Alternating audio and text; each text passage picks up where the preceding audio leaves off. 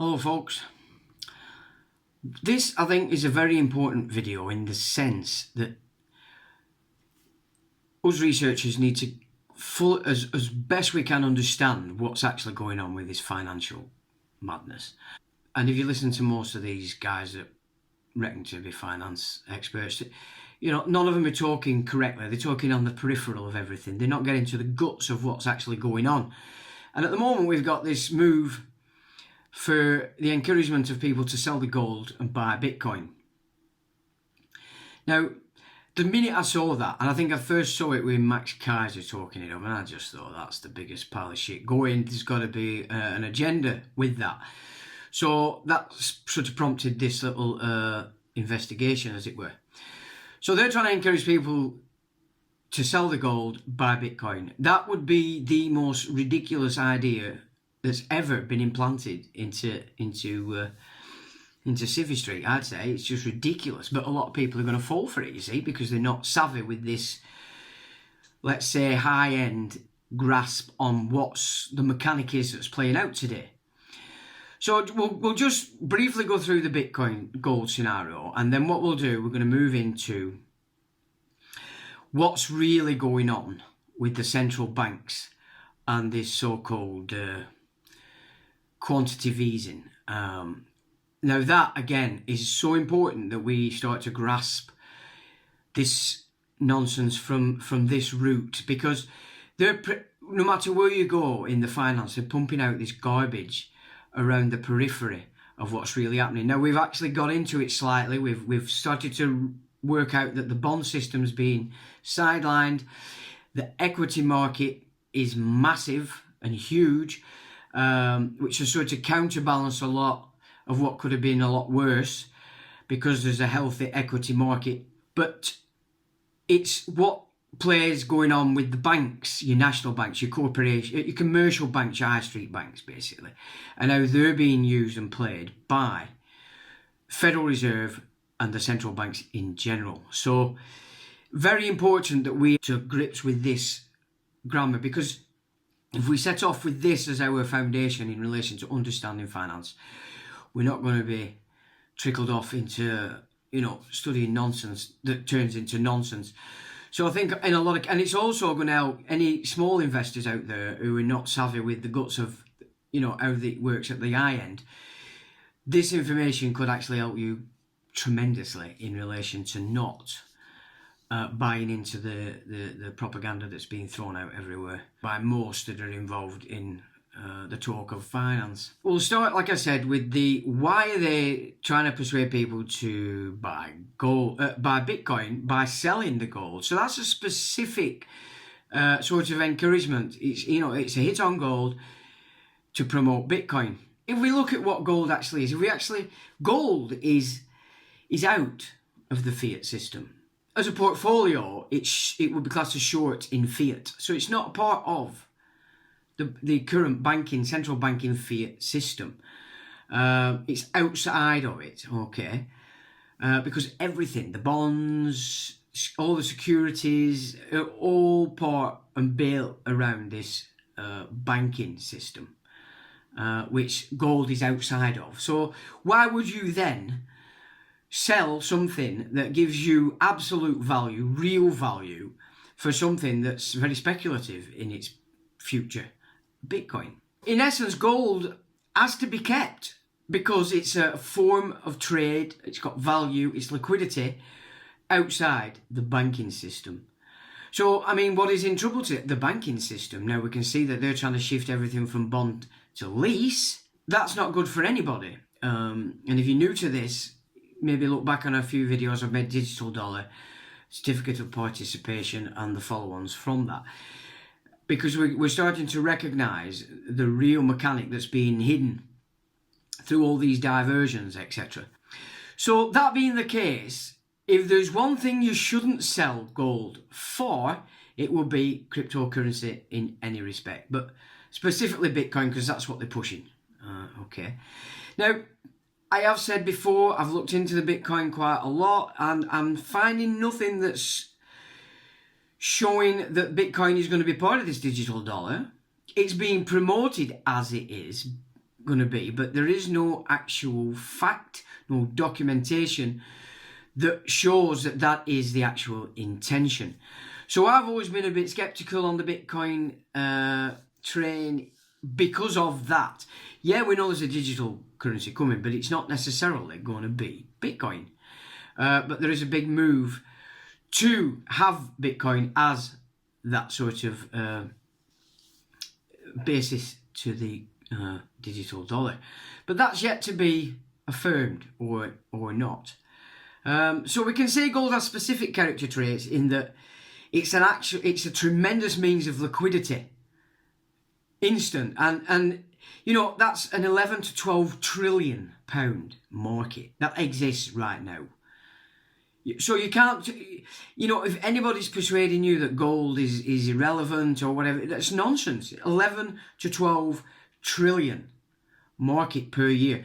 And if you want to look at volume of trades in gold per year, you're looking at $50 trillion in volume of trades carried out in gold each year. Now, to put that into perspective, Bitcoin presently is at 350 billion as an annual volume system. You can see there, you know, 50 trillion to 350 billion. Although the figures are huge for the man on the street, there is no comparison whatsoever between the two currencies. None whatsoever.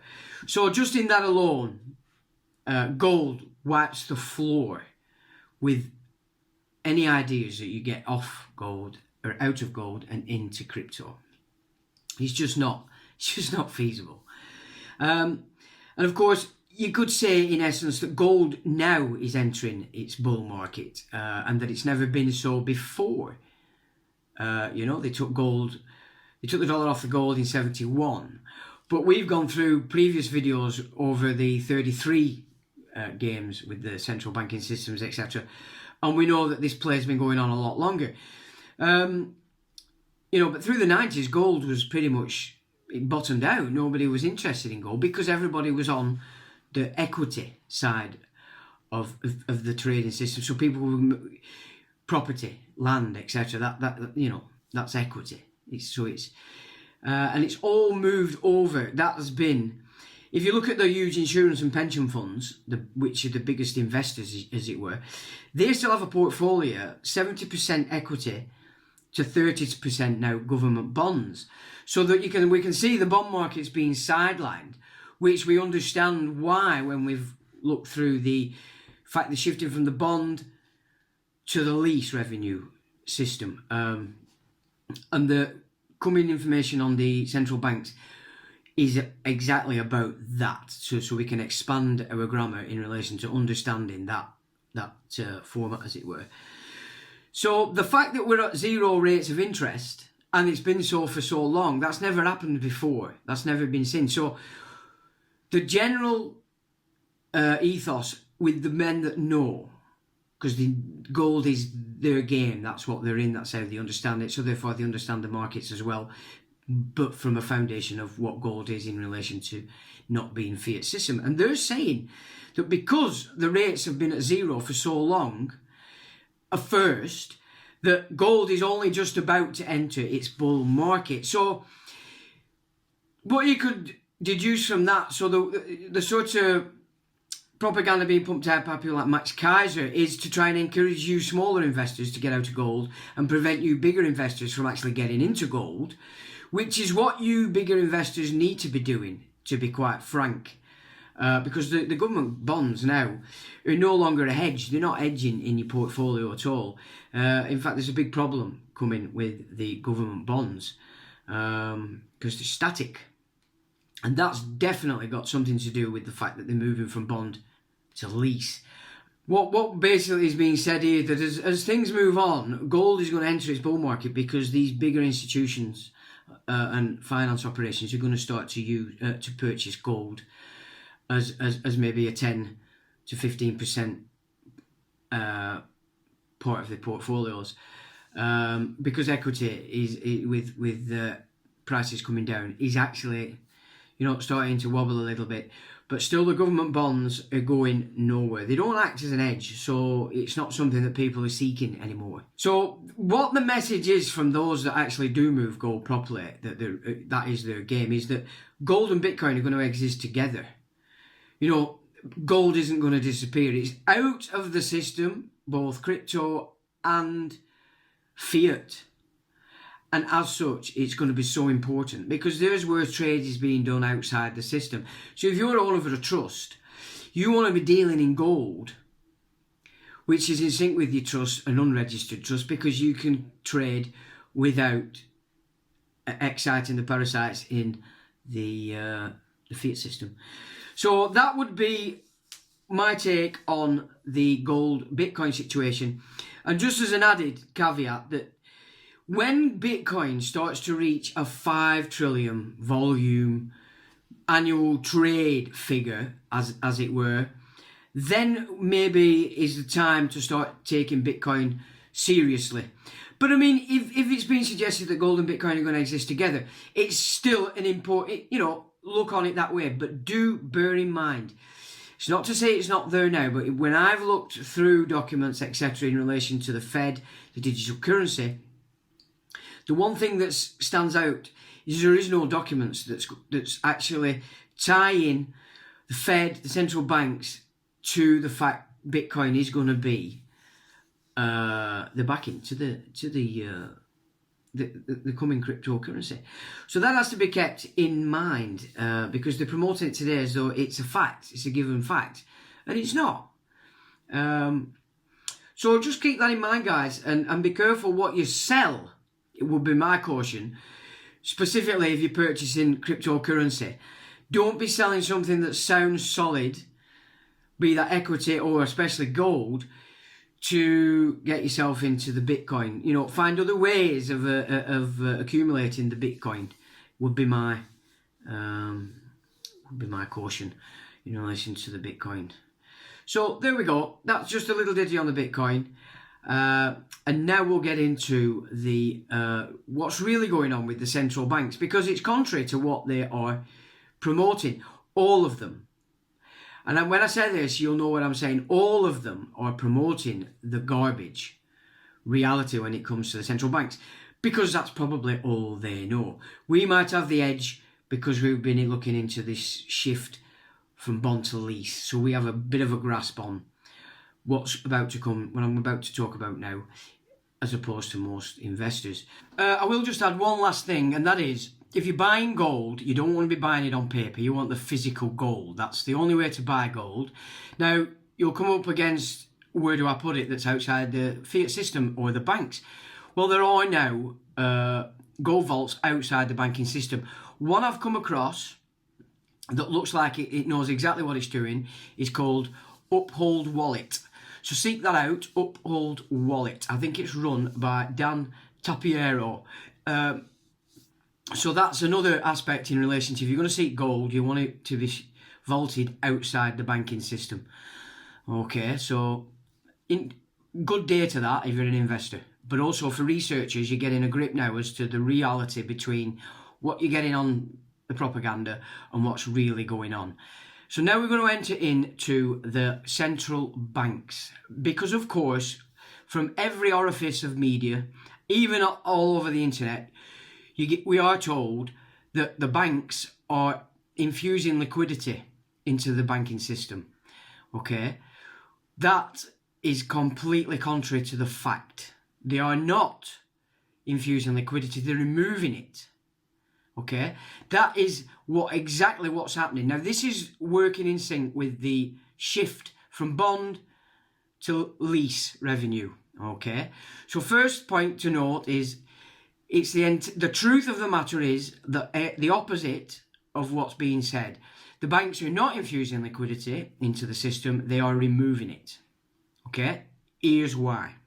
When the Fed buys bonds from the banks, this is your commercial banks, so your central banks are buying bonds from the banks, your commercial banks, which is dealing with you on the street.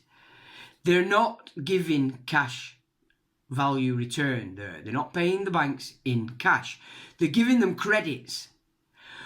They're not giving them credit in their own bank. They're giving them credits in the reserve of the central bank. the central banks are gaining real equity, etc., and liens and bonds and securities, but they're not paying for those securities in cash. They're giving your high street bank a credit note in the reserves of the central bank. So it's just paper. Yeah, paper. There's no backing, there's nothing to this, but it is a method of sucking out real tangible assets, your assets, using the high street banks. So that's the first point to note. So secondary to that, then, what we have to understand, and we have touched on this in the digital dollar video. So if you want to refer back to that for reference, just to expand your grammar so you've got it fully. But basically, the credit note then that's given your commercial bank by the central bank cannot be used by the commercial bank. Because it's only in there, it's in there, but only in name only. They don't own it, okay, because it's a credit. So what you're looking at there is the credit note given and held in the Reserve Bank is actually it's a form of hypothecated collateral, because it can never be, as it stands today, and unless there was a major move by like Congress in America to force the Fed to monetize and make it legal tender the liabilities, because these credit notes then become the liability of the central bank, and as such can't be used as legal tender, legal currency. It's a bit technical, but just rewind that and get that into your mind so that you understand that aspect of this, because it is really important. So the credit notes that are given to these commercial banks, your high street banks, cannot be used by the high street banks because it's theirs in name only. While it's in the reserve of the central bank, it becomes then classed as a liability of that central bank. In this case, we're talking about the Fed, because it does appear that everything is going to be thrown into the Fed and then issued out as a digital dollar. The Bitcoin scenario is that they're going to tie the Bitcoin to it. But as we've just explained, the gold is so important in that it's outside the fiat system, so it's important for that. And even better to get it vaulted outside the central bank system. And the Uphold wallet, to me, at this stage, looks like it's savvy and legit and run by competent men and women. So that'd be my advice. So that being the case, this credit note that's being given to a commercial bank, the commercial bank can't then use it. It's not theirs. So they're actually not gaining anything. All they're gaining is credits, which we know they want to move into a lease revenue system, lease lend. So you're leasing back what's already yours to you. Okay, we've explored that in the digital dollar and the videos in relation to the certificate of participation, because that's very tied into this shift of system. You want it because it will show that this is what's happening. For full disclosure of the contracts, all these corporate entities are coming at you claiming they have the authority to enforce. Fine, prove that authority, give me the certificate of participation. Okay, that's where we're looking at with this. Now, we're also finding that you need the registration number of these companies also, if you want to pursue the matter, because you're facing non-disclosure of certificate of participation, so you would then need the registration number to further moves against them in the courts. So that's another expansion on what we've already covered with the certificate of participation. So the banks can't lend it. So this credit system is not lendable to you. And if they wish to risk their own, well, not unless they want to risk their own capital, which would put them in the same category as you, the borrower, who is risking everything when he ties into a loan from the banks. So the banks can't do it because they'd be in the same position as you. They'd be putting their collateral at risk. So it's not going to happen. The banks are not going to move to help anybody. Like, they're just accruing garbage credit notes in the reserves of the central banks. Now, like I said, if the only thing that would change that is if, say, Congress in the United States forced the Fed to use those liabilities for tender. But for the banks, see, the banks could always request that the liabilities turn into tender, but that would take some huge event in order to force the hand for that to come. Now, what's also important is that when you've got zero interest rates, you are in a deflationary system. So value of everything is being deflated. For the contrary to that, you need the interest rates to be at a decent figure, or say, back to 4 to 5%. Then it would be in the interest of the commercial banks to start lending the money, because that's how they make their money. Now, at the present, they're quite comfortable to sit as they are, not being able to lend and make money that way, because any contracts that you're entering into with these commercial banks, the fees and etc. that they're charging are funding them. So they are actually earning some money, even as the system stands as it is, through the fees. But ultimately, what the commercial bank needs is interest rates to be at a good level so that they can actually then earn their crust by lending money. So as the inflation comes up, then you're in a good position. That money is liquid. So as the banks are claiming that they're infusing liquidity, no, they're not. They're removing it, because they're removing the capacity of the commercial banks to lend. No liquidity. For them to be in a position of liquidity, the commercial banks, they would be lending money. The interest rates would have to be decent. Otherwise, they're not gonna. That isn't the format, and that's why they're not doing it. So it's a complete fabrication that the central banks are infusing liquidity. They're doing the opposite. They're removing liquidity, because they're curtailing the movements of the commercial banks in relation to how they deal with the public and local corporate business finance. So that is the truth of what we are suffering right now. So when you're saying they're infusing liquidity with the quad 2, 3, 4s, quantitative easing, it's the opposite. They're removing it, which works exactly in sync with what we're finding with the certificate of participation platform of moving everything into a lease lend or a lease revenue system, which we've also covered is the NORHID financial system. Okay, so very, very important that we understand that is what the mechanic that's playing out all around us, because none of the financiers are telling you this, okay? And this is what we need to know. Everybody's running on spin, okay? The banks, they're not infusing liquidity, they're removing it, okay? Watch this video a couple of times, folks, because that grammar is important that we all grasp. Then we can see through the garbage that's being flown out all around us.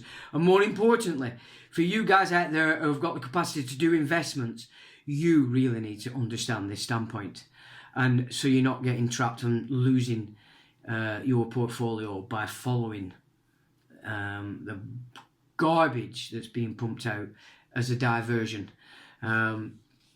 So interesting. This video, in my opinion, is quite important. So maybe you might want to spread this around, chaps, because it is important that we grasp this. I mean, it's not for everybody. Not everybody needs to understand it, but if you research it, you do.